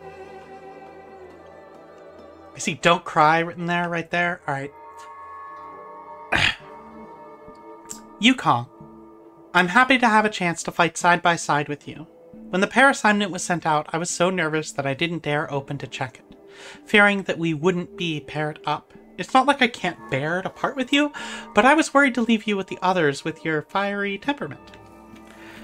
When you actually get to the battlefield, don't act recklessly like you do now, always charging in with hot-headedness. Before taking action, think more about the consequences. But it's okay. I don't want to talk about this anymore, or you'll accuse me of nagging like an old crone again. In any case, we need to work together, using our individual strengths to create our own legends in the vast sky. I look forward to fighting in the vast skies with you so much that I'm finding it hard to fall asleep. Yukong? Don't cry. There's no need to be sad. My husband was the one who died, but you're crying more than I am. After so many years of fighting, you're still so emotional. I'm envious. Being a fighter pilot has always been a harrowing decision. Since we chose this path, we have to be mentally prepared. What's important is not whether we can survive by luck, but whether we can live up to the value of a pilot's life. Guang Yuan and his partner managed to keep an entire Borisan fleet at bay. They were heroes. To me, that's enough. I've heard it said that the greatest happiness in life is being able to choose how you die. From this perspective, to fight for the Shenzhou Alliance. No. For the people of the entire galaxy. To die on the battlefield after a lifetime of military service, Guan Yang is probably happy. Of course, you better not have this kind of happiness. Just live another 200 years, behave, and then die of old age for me. Yukong, it's been a long time. I'm still on maternity leave in the rear, everything is fine. But the stalemate happening right now, you must be very busy. But when you have the chance, please take a moment to write an exchange diary entry for me so that I can know you are still safe. Also, I have a mountain of things I want to talk about. Firstly, an announcement. I've already decided on a name for our child. Guangyan has talked about this before. If it's a boy, name him Dragon. If it's a girl, name her Phoenix. But this man's literary sense is as good as a monkey's on the Everhunt Plains. No doubt how much we should prioritize the wishes of my late husband. I cannot let his wants ruin my child's life. After much pondering, I've decided to go with your suggestion and name her Qingni, the colors of dawn.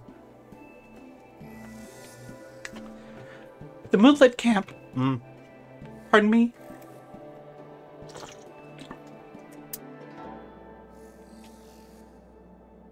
One second.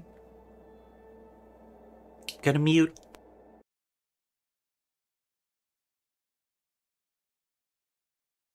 A lady does not blow her nose into the microphone. The moonlit camp opens to a garden of archery. Frosty banners brush the colors of dawn. How rare you made the time and effort to look through poems and allegories. I thought you only cared about fighter jets. Don't miss me too much. After taking a few months break and settling Qingni down, I will be back in action ASAP. Qingni is still so young, and I need to leave her to fight a war. How should I say this? I'm such an irresponsible mother. Well, I'm well aware the situation on the front line doesn't look so good. The Borisin keeps breaking our ranks. All the media outlets are trying to control the spread of panic and fear, but the Lofu is shrouded with a veil of uneasiness. However, I believe the Shansu Alliance will win. I believe that warriors like you and me will repel the denizens of abundance to whence they came. I look forward to fighting beside you once more.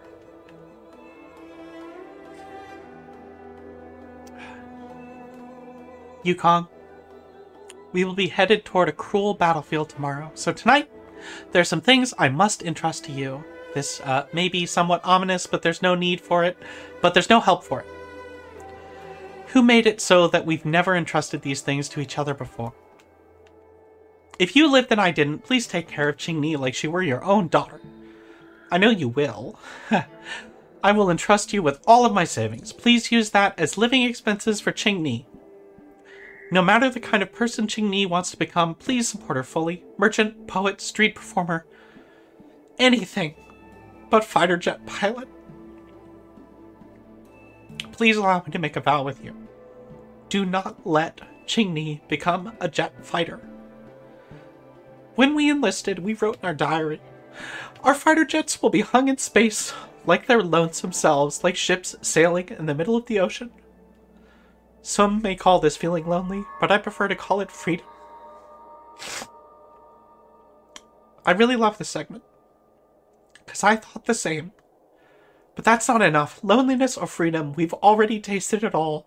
Promise me, don't let that child touch the sky.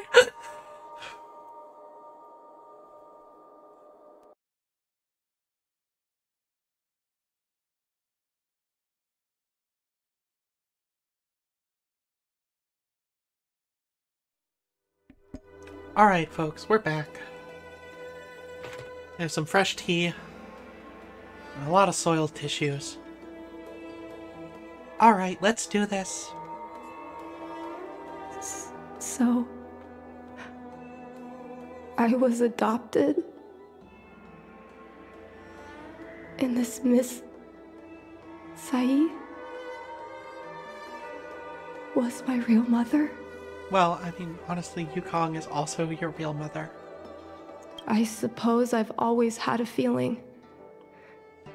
But now I know the truth. I feel like I'm dreaming. Okay, Qingni, I know I said that I don't want a magical solution to all of this, but I really do want you to hug your mom. Don't let that child touch the sky. Yeah.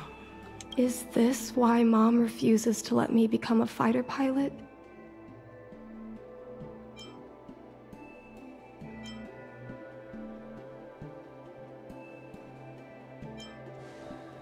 For a pilot, the most important oath before departure is the promise to bring your comrade back.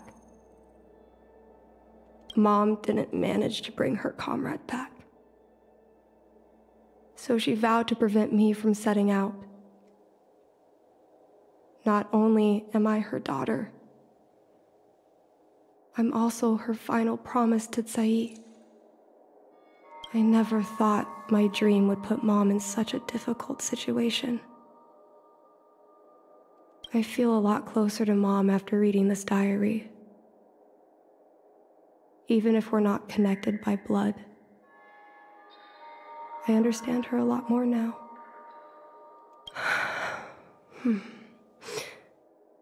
Can you come with me one more time? I want to have a proper chat with Mom.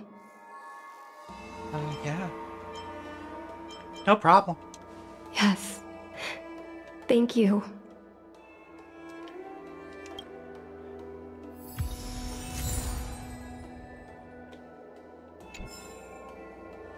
Oh. And we'll grab this.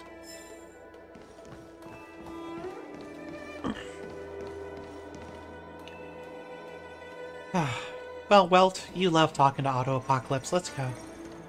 You're all done? Did it go smoothly? No. You tell Welt everything that just happened. I see. Let's find Helmmaster Yukong. We'll accompany you. We're here to help, but she and I really shouldn't interject when you're conversing with your mother. It's okay. I understand. Just having you stand next to me is already a great help, benefactors. I'm kind of fascinated by this use of benefactors as like a thing they say of like sort of friends, but not quite. I'm curious if there's like a linguistic explanation for that. If there's like a basis per se, or if it's just an interesting thing they've done with this space society. Ting Yun does it too. I don't know if it's also just a Foxian thing, but we'll find out.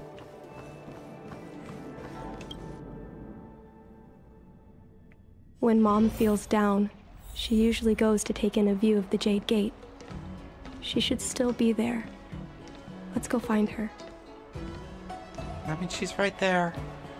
She was easier to spot than the gate. It's the tail, really, that does that. Oh, respectful distance, buddy. There you go. Mom? Qingni, why are Mr. Yang and they here too? They didn't record two versions of that line. Miss Qingni kindly agreed to show us around Starskiff Haven. She mentioned she was trying to mend things between you, but was feeling shy about it. We volunteered to come with her. Well, that is a well done, very politic rephrasing of what exactly is going on. Thank you. I must apologize for the trouble my daughter has brought you. I've had a great day. I've had mung bean soda, which I'm now hooked on. Mom! All right, it's getting late. Let's talk once we're home. No, we're talking now. Actually, I want to talk to you about something right now. I want to become a fighter pilot, no matter what. We've talked about this many times. No means no. But... Seems like Miss Qingni is a little hesitant. Try giving her a little push. This is a bad opening, and I do not... We don't have a good history of giving people a push in conversations. I thought Mr. Yang said we shouldn't interject. What should I say? Yeah, other Trixie's voice. What the fuck? What do you mean? Okay, let's take a look at these.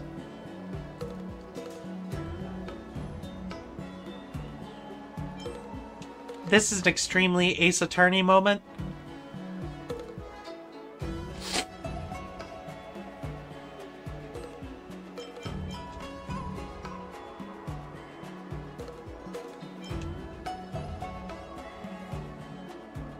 Now, if we move straight to, like, this is like pulling out a gun. Sayu's exchange diary. Like, I'm really tempted to be like, it's talk about, do they let you fuck this up? Should I look up a guide? Absolutely. The T-Ghost is offering to look up a guide. In the meantime, I'm going to look at our options and think about what it is that I think might come of it. So, I remember that, like, my temptation is to bring up Ching-Ni's memories because she's gonna comment that, like, how much her mother changed when she said she wanted to become a pilot. The Divine Arrow is interesting, but I don't feel like it immediately applies, because that's like... If I were writing this, I would have done Yukong and Sayu's diary first, and then gone to the Divine Arrow of Embers, because it's like the moment of, like, memory. As they said earlier, it contains the ashes of enemies and friends. And that seems like something that you end things with, not that you open a conversation with, per se. Jing Yuan's memories. Clearly remembers 2 brave pilots, but he also remembers how it all ended. Tempting. Mentions the ending, doesn't necessarily reveal the child thing, because, like, oddly enough, I think that revealing the child thing should be something that Ching-Ni does, not that we do. Even in, like, bumping her.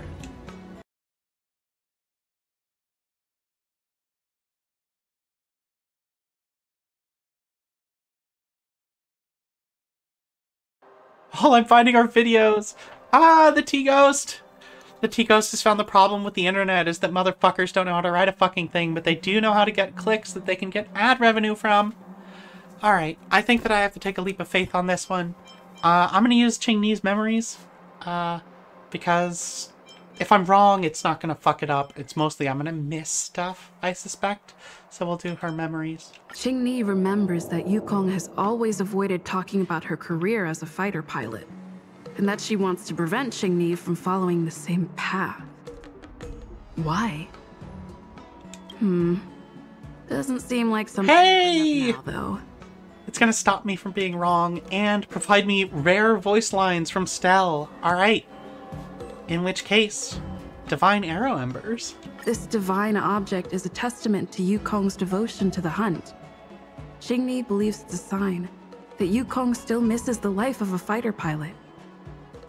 Still, it doesn't seem like something to bring up now. I'm so glad to hear Stell's lines, because you just never get to hear them. Ching-Ni's birth mother, Cai Yi, was Yukong's lifelong friend. When Cai Yi passed away in that devastating war, Yukong adopted her daughter. Perhaps this unbearable memory is the root of Yukong's concerns. Still, it doesn't seem like something to bring up now.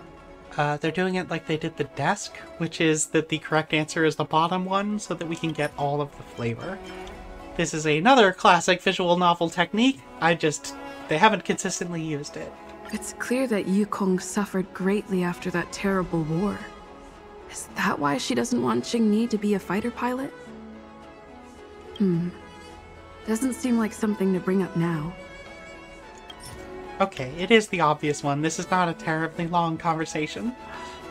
Is that Sai's diary? How did you... I'm a little surprised we brought it with us, honestly, rather than have this represent having the knowledge. I understand now. I'm sorry, Ching-Ni.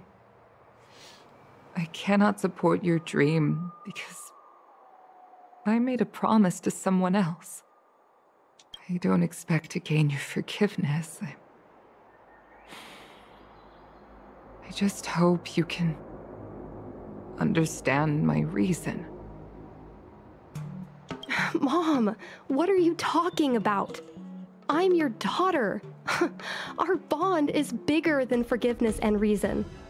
I'll listen to anything you have to say. Except for saying, don't be a fighter pilot. Just like you, I once longed for the sky. I know what it feels like to fly through infinite space.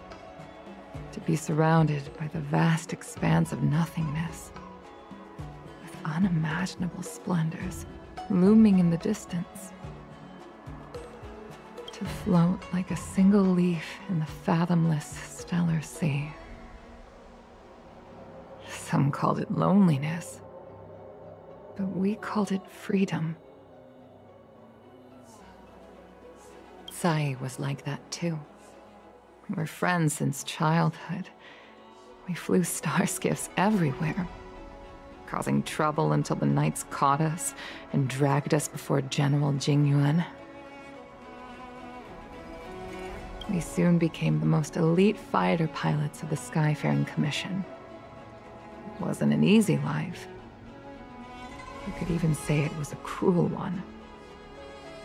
You never knew if the friend next to you would make it back alive. Of course, the same could be said of yourself. But those are my best memories. We would strike out into the sky, repelling demons and upholding justice. The blood we shed bore witness to it all. The life of a Foxian is short and fleeting. Surely we should dedicate ourselves to such glorious aims. System space all clear today. Great weather for flying. We're engaging the main Borison fleet this time. Don't get too excited. Huh? Sounds like maternity leave knocked the wind out of your sails. Feeling rusty? Oh, shut it. I think you're just excited because you haven't flown with me for so long. Did you miss me? Of course I missed you. The galaxy felt smaller without you in my cockpit. Say, Sai, really didn't think you'd come back.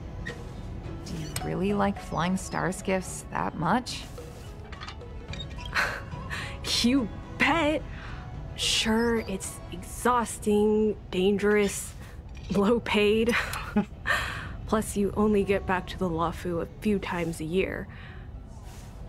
But given the choice, I'd always pick this. I guess I already touched the sky. Mind is mysterious. I've lived for more than 200 years. Forgotten nearly every conversation I've ever had. But I still remember us shooting the breeze that day. It's crystal clear. It was the last time I spoke to Sai.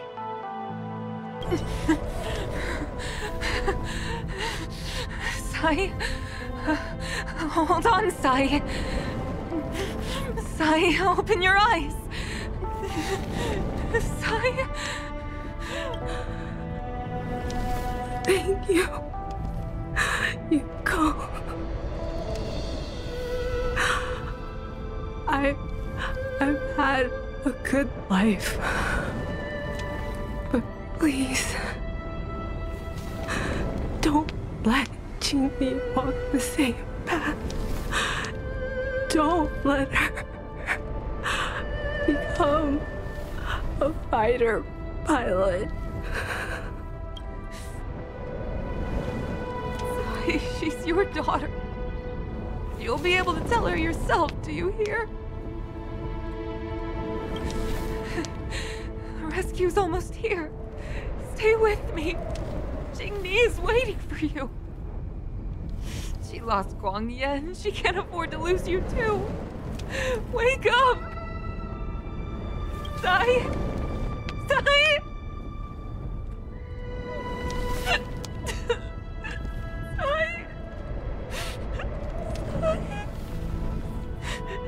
When I climbed out of the burning carcass of the star skiff, I looked up into a clear sky, pure and seemingly unadorned by the atmosphere that arced far above us. It was the most beautiful sky I had ever seen. But all I could feel was unbearable pain.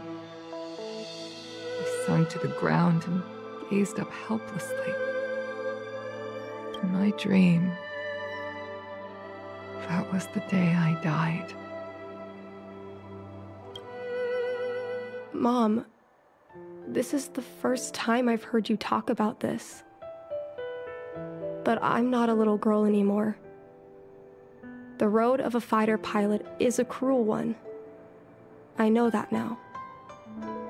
But I won't hide from it. I'm not afraid to walk the same road as her. If my sacrifice can bring happiness to the citizens of the Xianzhou, then I'm ready for it. You are so very similar to Tsai. The more outstanding you became over the years, the more fearful I turned. I've known for a long time you were ready, but I was not. You know, the cruelty has never claimed victory. Me, Tsai, your father Guangyan, we were prepared for the worst when we enlisted. Do you know how we won that war? The war that took away Tsai and the lives of hundreds of thousands of fighters. The Rainbow Arbiter's divine arrow. Yes. The mighty blessing of the Rainbow Arbiter annihilated all abominations in a single strike. We had to pay with the blood of hundreds of thousands of soldiers just to halt their advance. If crushing our enemies was as easy as breathing for the Rainbow Arbiter, then what purpose did our sacrifices serve? Under the might of an eon, the sacrifices of ordinary creatures are but a joke. We are nothing. We mean nothing. Mom. That I never should have allowed my fears to compel me to make decisions for another person. Even if that person is my daughter. I brazenly interfered with your choices. I am sorry. That is my failure as a mother. Mom, you don't need to apologize. Really, you don't need to. Y'all, have you considered hugging? I'll take you to fill in the paperwork tomorrow. You'll start as ground crew, just like Tsai and I did. I believe that one day, you'll make an outstanding fighter pilot.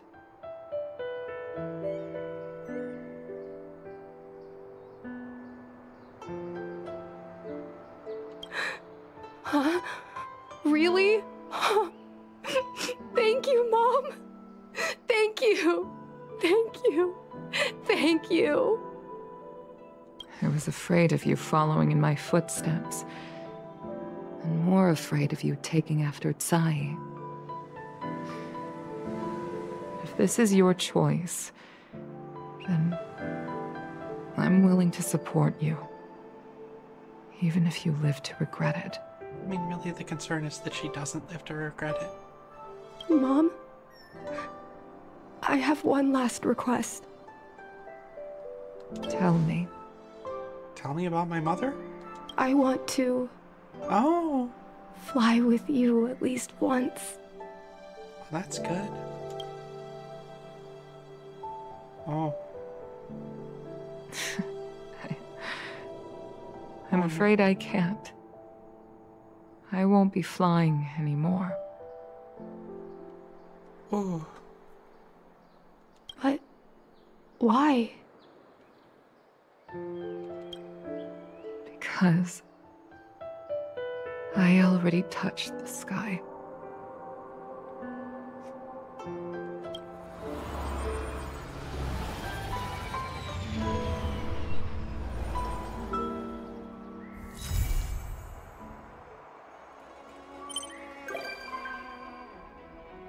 Oh.